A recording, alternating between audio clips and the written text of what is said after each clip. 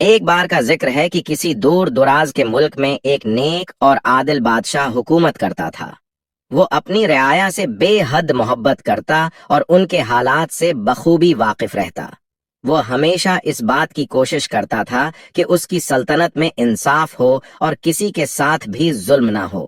ایک دن بادشاہ نے فیصلہ کیا کہ وہ بھینس بدل کر اپنے ملک کے حالات جاننے نکلے گا تاکہ وہ خود دیکھ سکے کہ اس کی رعایا کس حال میں ہے۔ اس نے ایک عام آدمی کا لباس پہن لیا اور محل سے باہر نکل گیا۔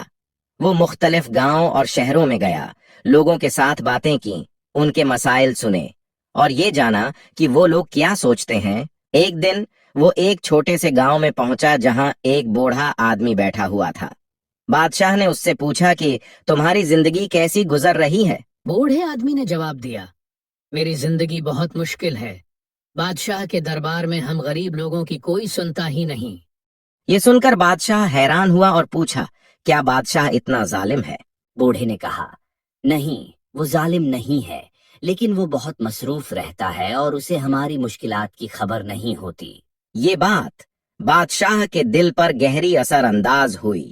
وہ فوراً محل واپس آیا اور اپنی رعایا کے لیے ایک دن مقرر کیا جس میں وہ خود ان کے مسائل سنے گا اور ان کا حل کرے گا۔ بادشاہ نے یہ اعلان کروا دیا کہ ہر ہفتے کے ایک دن لوگ بلا جھجھک محل میں آ کر اپنے مسائل بیان کریں۔ اس فیصلے سے بادشاہ کی رعایا میں خوشی کی لہر دوڑ گئی اور وہ لوگ اپنے